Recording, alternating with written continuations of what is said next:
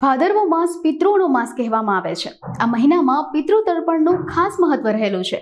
પિતૃઓના મોક્ષાર્થે લોકો પૂજન અર્ચન કરતા હોય છે, ત્યારે આ પૂજન અર્ચન કઈ રીતે કરવું જોઈએ, પિતૃઓના મોક્ષાર્થે કઈ રીતે પૂજા કરી શકાય છે અને તેની પાછળ પણ શું મહત્વ છે, તે સમગ્ર બાબતોની જાણકારી જૂનાગઢના પ્રખ્યાત કથાકાર અને બ્રાહ્મણ એવા ઉત્સવ ખંભોરજા પાસેથી મેળવીએ। પિતૃઓના મોક્ષાર્થે પૂજા કરવાનું અનેરું મહત્વ આ ભાદરવા માસમાં કહેવામાં આવ્યું છે। સંસ્કૃતની અંદર શાસ્ત્રોમાં એવો ઉલ્લેખ છે કે જે શ્રદ્ધા દ્વારા આપવામાં આવે તેને શ્રાદ્ધ કહેવાય। તે દ્રવ્ય હોય, પૂજા હોય કે વિધિ હોય। શ્રાદ્ધમાં મુખ્ય વસ્તુ પિતૃઓની પૂજા અને પિતૃઓનું તર્પણ હોય છે। આ સાથે જ બ્રાહ્મણ ભોજનનું પણ વિશેષ મહત્વ છે। જય શ્રી કૃષ્ણ। હવે આવનારા સમયની અંદર શ્રાદ્ધ પક્ષ શરૂ થઈ રહ્યો છે અને શ્રાદ્ધનો મહિમા આપણા હિન્દુ સંસ્કૃતિની અંદર ઘણો બતાવ્યો છે। સંસ્કૃતની અંદર એની પરિભાષા બતાવી છે કે શ્રદ્ધયા દીયતે ઇતિ શ્રાદ્ધમ, જે શ્રદ્ધા દ્વારા આપવામાં આવે એ શ્રાદ્ધ કહેવાય। ચાહે એ દ્રવ્ય હોય, ચાહે કોઈ પૂજા હોય અથવા કોઈ વિધિ હોય। શ્રાદ્ધની અંદર મુખ્ય વસ્તુઓ તો પિતૃઓનું તર્પણ, પિતૃઓની પૂજા અને બ્રાહ્મણ ભોજન અને પિતૃઓ નિમિત્તે કોઈ પણ દ્રવ્યનું દાન, આનું મહત્વ બતાવવામાં આવ્યું છે। હાથની અંદર કુશની વીંટી પહેરી અને પિતૃઓ દ્વારા સ્વધા ઇદમ જલમ તસ્મૈ સ્વધા નમઃ આવું બોલીને જલ આપવાનું હોય અને એ કુશવાળા જલથી પિતૃઓ જળ પીતા હોય છે।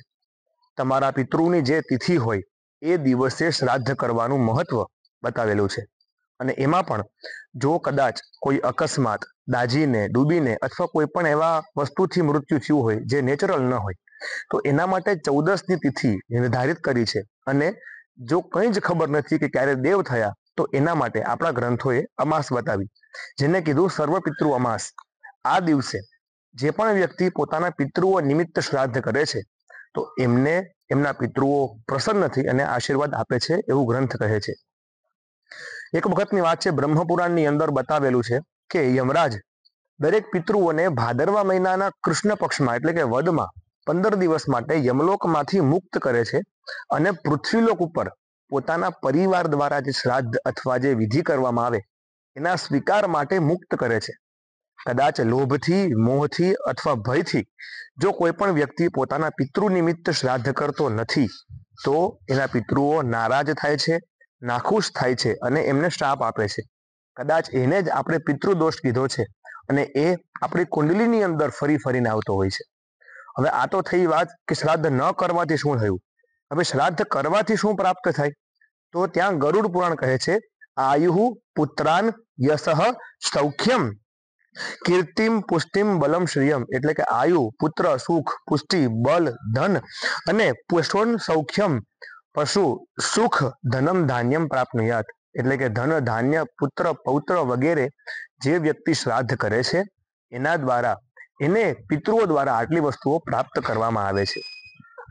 શ્રાદ્ધમાં મુખ્ય રૂપે આપણે જોઈએ છે કે ચોખાના લોટના પિંડ બનાવવામાં આવે, લાડવા જઈએ આપણે જેને, એને પિંડ કહેવાય। એ પિંડની અંદર પિતૃઓનું આવાહન થાય। એ પિંડ જ્યારે બને ત્યારે એની અંદર ઘી, મધ, થોડીક સાકર એવું પધરાવવામાં આવે અને એનો પિંડ બને। એ પિંડ ઉપર અલગ અલગ દ્રવ્ય ચઢે, પિતૃઓના આવાહન થાય અને એમને એ દ્રવ્ય આપણે આપવાનું હોય। આગળ મુખ્ય વસ્તુ તો એ છે કે પિંડદાન ઉપર તમે દક્ષિણા, વસ્ત્ર વગેરે મૂકો છો, પરંતુ એ પિતૃઓને કયા સ્વરૂપે પ્રાપ્ત થાય તો એ સમયે શાસ્ત્ર બતાવે છે। ઉદાહરણ તરીકે તમે લંડનમાં બેઠા બેઠા ભારતમાં પૈસા મોકલાવો છો તો ત્યાંથી પૈસા નીકળે છે પાઉન્ડમાં, પણ ભારતમાં તમારા હાથની અંદર રૂપિયામાં જ આવે છે, વચ્ચેની પ્રોસેસ છે એ બીજા કરે છે। એવી જ રીતના તમે બ્રાહ્મણને કોઈ પૈસા દાન આપ્યા તો એ પૈસા સ્વરૂપે પિતૃઓને નહીં મળે, પણ પિતૃ લોકની અંદર એ જે પદાર્થમાં ઉપલબ્ધ હશે એ જ પદાર્થની અંદર એમને પ્રાપ્ત થાય છે। માટે પિંડદાન કરવું જોઈએ। ગયા તીર્થની અંદર પિંડદાન કરવાનું ખૂબ જ મહત્વ બતાવવામાં આવેલું છે આપણા શાસ્ત્રોની અંદર। અને ગયામાં જે વ્યક્તિ માતા પિતાને લક્ષીને પિંડદાન કરે છે એની માતાની અને પિતાની બંનેની 7 પેઢીઓ મુક્ત થાય છે। આપણી ભાષામાં કહીએ તો તરી જાય છે। આ વસ્તુ બતાવવામાં આવી છે। મુખ્ય રૂપે પુત્રો દ્વારા અથવા ઘરના કોઈ વડીલ દ્વારા શ્રાદ્ધ વિધિ અથવા પિંડદાનની વિધિ થતી હોય છે। એનું મુખ્ય કારણ કે પુત્ર શબ્દનો અર્થ એવો થાય છે આપણા શાસ્ત્ર મુજબ કે પુન નામ નમરકાત ત્રાયતે ઇતિ પુત્ર। એક નરકનું નામ છે પુમ, એ પુમ નામના નરકથી જે રક્ષા કરે એને કહેવાય પુત્ર. અને મનુસ્મૃતિની અંદર આ શ્લોક બતાવ્યો છે, પુમ નામનો નરકાદ્યસ્માત ત્રાયતે પિતરમ બુધઃ. જે આ રક્ષા કરે છે નરકમાંથી એટલે પુત્ર કહેવાય. માટે પુત્રના હાથે આપણે આ પ્રકારના શ્રાદ્ધ વિધિ, પિંડદાનની વિધિ કરવી જોઈએ. ધન્યવાદ.